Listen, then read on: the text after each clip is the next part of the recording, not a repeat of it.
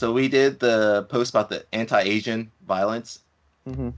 What were your thoughts on it? I guess your thoughts on initially, like when we were filming, and then your Yeah, thoughts like after I posted it to like social media and stuff. I feel like initially when you asked me that question, I was concerned, and I was concerned that I wasn't clear enough Mm. with my message. I think when it comes to this subject, it it I It's a guess very complex issue. It's not like a simple it one. yeah, it's the magnitude of it that kind of took me aback when you asked me the question. But I had some time to think, and I feel that the Asian American community is by nature a very united community, Mm. and I knew that they weren't gonna stay quiet. I think that the voice, I guess, like as a second generation Asian born out, obviously I wasn't born in Asia, I was born outside of Asia. I think it's not us that should be worried. Most of my friends, they're the second generation, so I don't worry about them because they have some American in them, so they have that fight, right? They're not just gonna stay quiet. I think now we're realizing that we're speaking for the people that just came, right? Or for our parents, like the ones that still never really adapted to American Mm. culture. Those are the praise. Those are the ones that they could people that could get, taken advantage of. It's not us. It's not the second generation. It's the first generation. It's our parents, it's our grandparents. It's the Asians, it's the immigrants that just came, that just made it to America. They don't understand, and they need our help.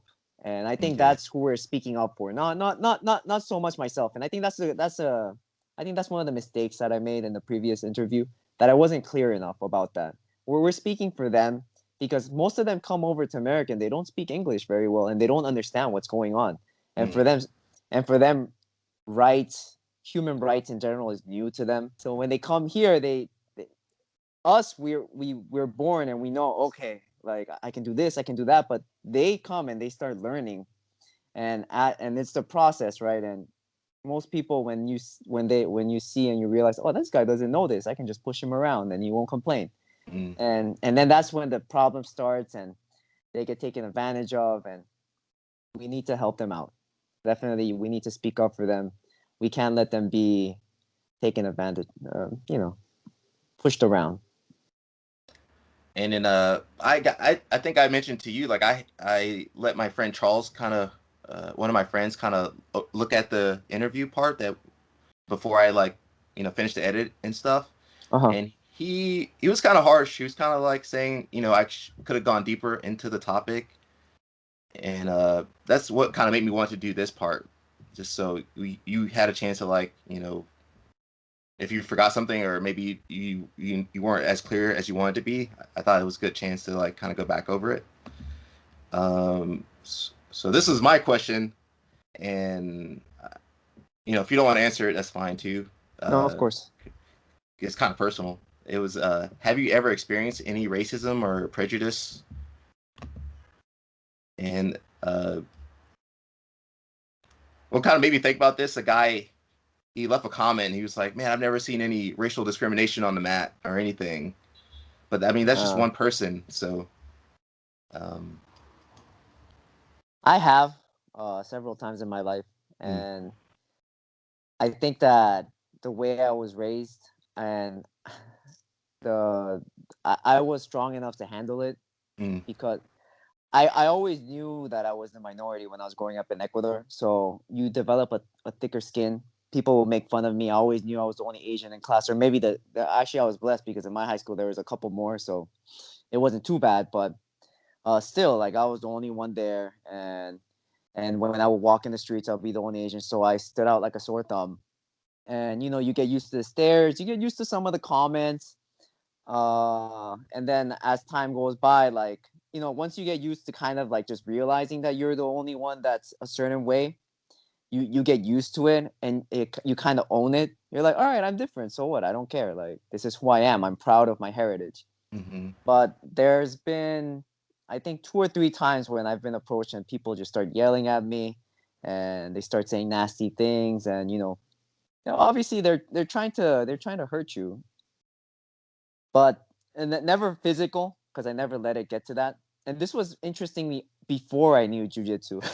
Before you're dangerous, like Yeah, before I could even, defend myself, or actually knew how to. So then I think one time it did affect me a lot.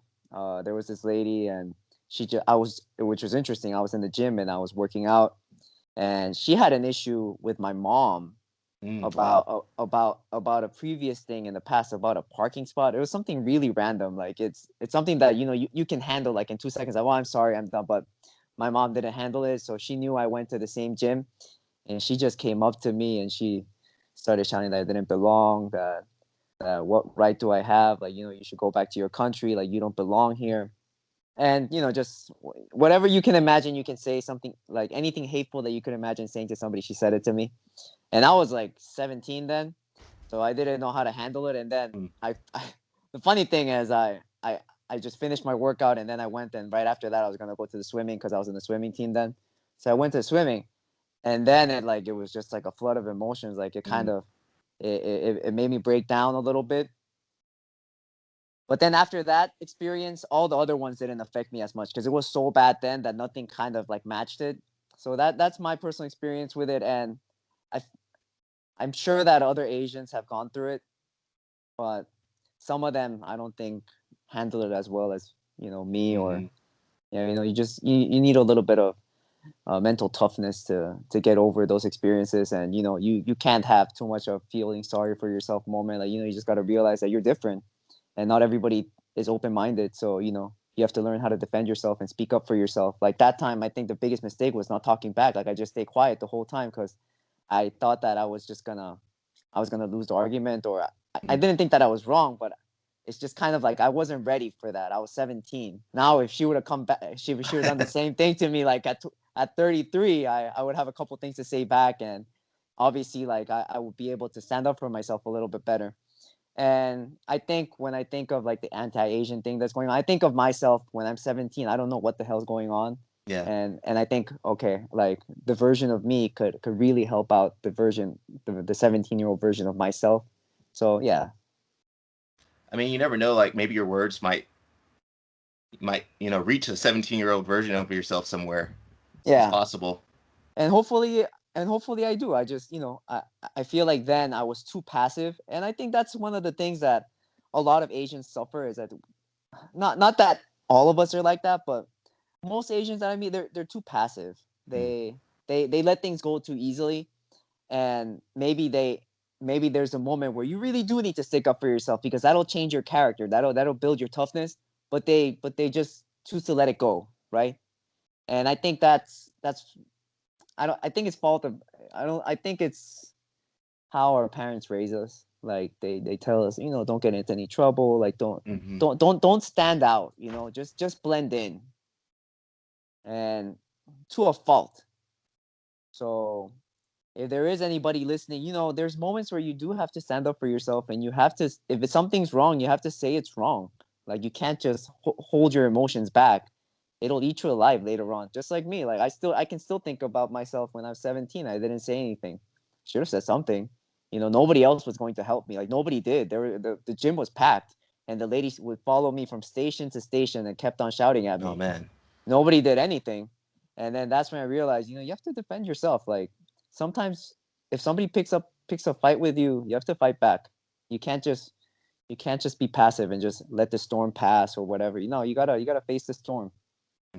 What do you think is like a way people in the community, jiu-jitsu community, can like um, help, or like what do you think's something that we can do to like kind of bring attention to this issue? Well, if you are Asian and you do jujitsu, or you do jujitsu and you want to help, um, just if you know elderly Asians, or Asians that are first generation that don't know anything about America, give them a call. Ask them what's up. Have they encountered any trouble recently in the area? Ask them if they need your help. And if you don't know anybody, offer a free class on self-defense. That's basically what jujitsu is, right? It's a way of learning how to defend yourself. And most of all, don't just keep it to yourself. Within the jiu-jitsu community, tell other people what's going on. Let them know. I'm sure everybody knows at least one Asian. I mean, jiu-jitsu is an Asian martial art. Like, you never hear anybody talk about it. Like, they always talk about Brazil. You know, Brazil, man, Brazil. Yeah, I think they talk about. I feel like they talk about Mitsuyo Maeda, but he's like as an individual and not like where he's from. It's No, it's kind like of like he's not and even Japanese. He's just Count Maeda. Like he's like, this mythological person. yeah, they make it sound out like he's like some sort of like comic character, like Wolverine. And he came over to Brazil and he taught them all these, techniques. But no, it is an Asian martial art, and Asia has influenced a lot in terms of the culture, and I'm very proud of that. Have you seen any like martial arts schools or any like high level guys like talking about this stuff? I think the most of the MMA guys that are Asian, they're not Asian American, so I don't. I think that they know. I think they know what's going on. Like they obviously they're on Instagram and they watch American news, but I don't think it affects them personally. Mm-hmm. So none of them are speaking about it. And then there's um, even like in the jujitsu scene, most of the people that when this started blowing up, like most of the people that asked me if I was okay are, stateside, because this is more of like a thing that's going on over here in the West.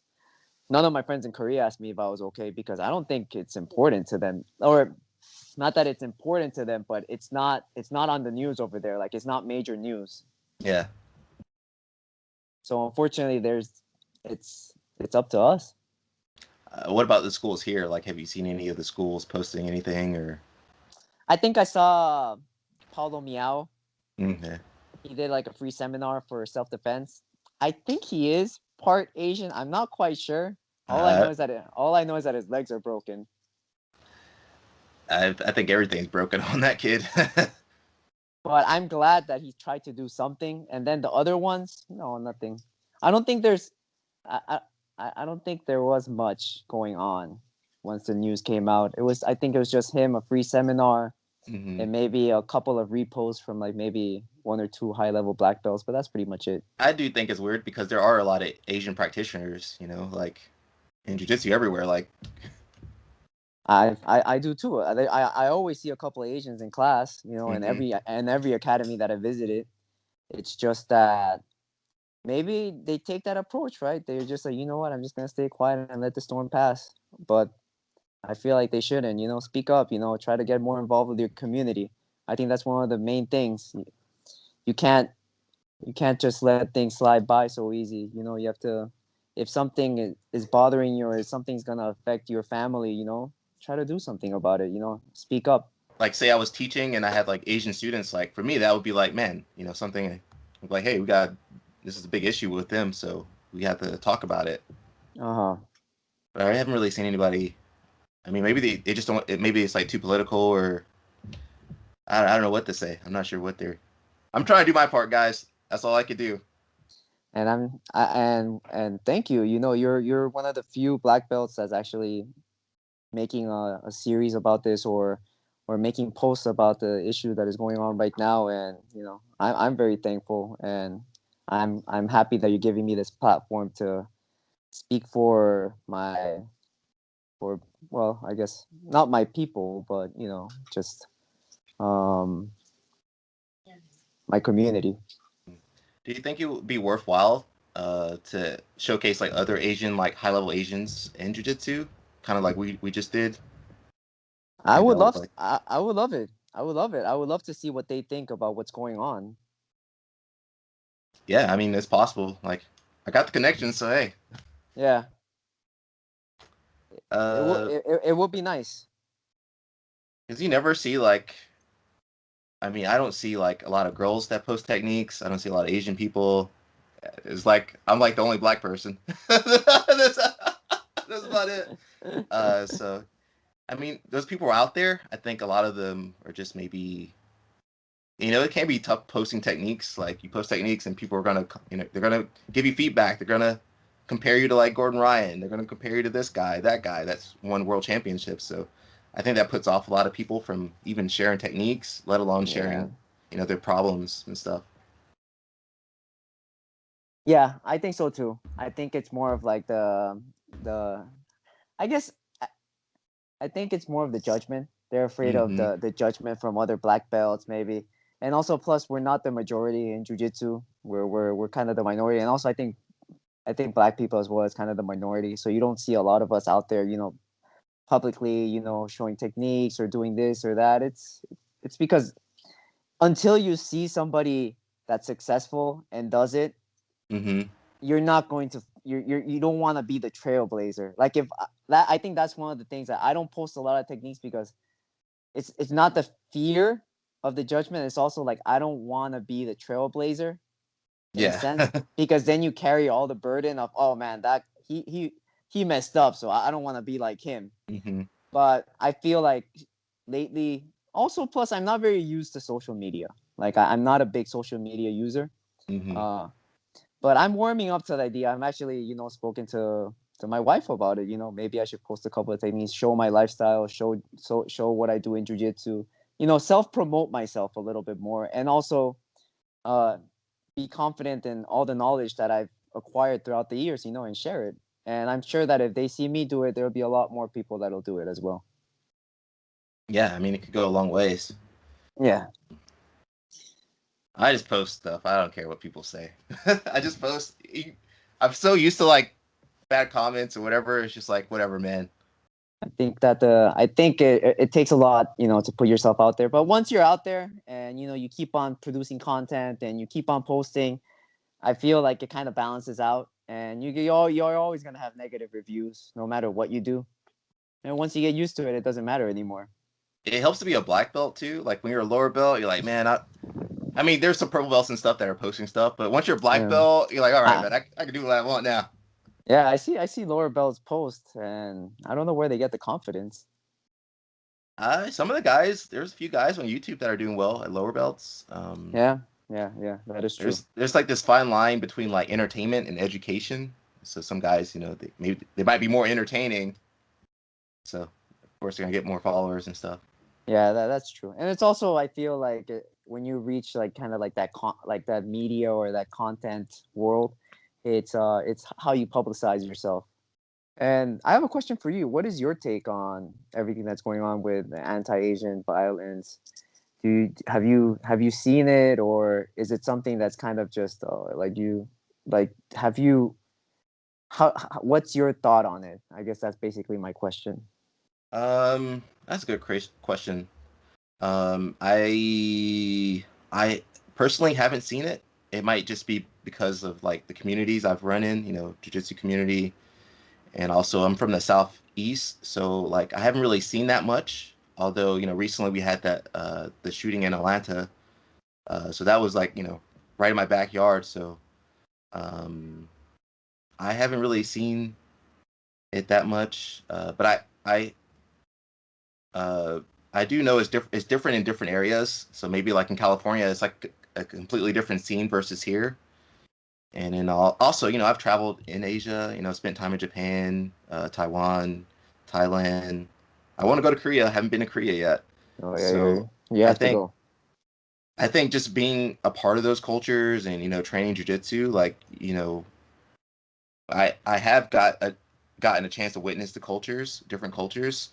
Um, so I think just I I think for me, like I hadn't seen a lot of people. I hadn't seen really anybody really talking about it. Maybe they would like share a post or something, but they weren't talking about it. They weren't like going really, in depth on the topic. So that made me want to ask you that question about the anti-Asian violence, and then that's kind of how we got here. So I Yeah. think for me, I just had lot of friends like you, June, Quan. I had so many friends that it was like, man, I can't like not say anything. And I feel like that's one of the main reasons that I agreed to do this interview. It's because I feel like not a lot of people are talking about it. Like Hmm. it's not a lot of people are actually putting the spotlight on what's going on, and it's very important. And for me, uh, it's just I feel like most of the time, like historically, like Asians are always overlooked. Like we go through a hard time, but we choose to forget it instead of embrace it and let remind people, hey, this happened and this happened in history. like we're the only race that was put in internment camps here in America, like during the World War II. Like the Japanese were put in internment camps for 3-4 years, and they lost 3-4 years of their lives, but you Yeah. never really hear about it because I'm sure because it's part of us, it's part of our culture. We chose to just let it go, like, let's just forget it. It was just terrible 3-4 years of our life, but it shouldn't be that way. Even like I think it's the 1882 Chinese Exclusion Act. You never hear about it, but we're the only race that was denied access to America because of what we look like, right? Mm-hmm. So it's just kind of like the reason why I accept it is because we shouldn't just forget about what's happened to us. We should remember so we don't let the government or the people commit that mistake again, right? We Yeah. can't let it happen again. We just have to let them know, we're here and we have a right to be here, and you have to protect us as well, and you have to protect our rights, and we have a right to, defend ourselves and to belong into this society. I think that's the biggest thing. I think Asians, we generally like we stick to our pockets and we don't try to include ourselves in the local community. And that's why it's so easy to overlook us because they're over there. Like they look out for themselves. It's fine. Mm. So I think now with the second generation like me, I'm part of, I'm part of my community. I'm part of, where I live. I try to stay active. I have kids now, and I know they're going into this society where I don't Yeah. want them to go through some of the things that I went through. So it's important for me and more so for them. Awesome, June. Awesome.